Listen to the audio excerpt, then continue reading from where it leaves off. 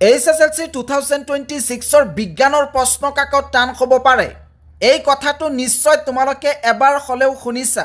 এই বিজ্ঞানৰ প্ৰশ্ন কাকত যিমানেই টান নহওক কিয়, তোমালোকে যদি এনসাৰ শিটত মাত্ৰ এটা কাম কৰি থৈ আহিব পাৰা, তেতিয়াহ'লে মাৰ্কছ পাবাই আৰু এইটো গ্যাৰাণ্টি। ইতিমধ্যে তোমালোকে MIL, ইংৰাজী, গণিত, সমাজ বিজ্ঞান এইকেইখন ছাবজেক্টৰ পৰীক্ষা দিলা।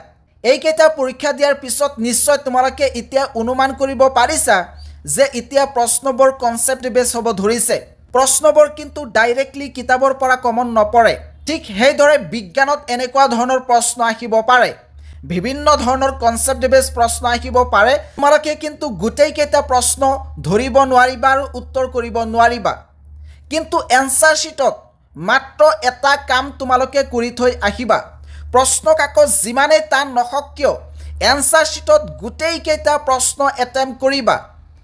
এনসাৰ শিটৰ একেবাৰে প্ৰথম ভাগত শুদ্ধ এনসাৰবোৰ লিখিবা, তাৰপিছত যিবোৰ প্ৰশ্নৰ উত্তৰ অলপ অলপ ডাউট আছে সেইবোৰ লিখিবা, আৰু এনসাৰ শিটৰ একেবাৰে লাষ্টৰ ফালে ভুল শুদ্ধ কিবা কিবি তোমালোকে এই বিজ্ঞান প্ৰশ্ন কাকতত লিখি থৈ আহিবা। কাৰণ বিজ্ঞানৰ প্ৰশ্ন কাকত টান হ'ব পাৰে, আৰু যদি টান হয় আৰু তোমালোকে যদি লিখি থৈ নাহা, তেতিয়াহ'লে নম্বৰ নোপোৱা। গতিকে ভুল শুদ্ধ কোনো কথা নাই, তোমালোকে মুঠতে এনসাৰ শিটত এনসাৰবোৰ লিখিব লাগে।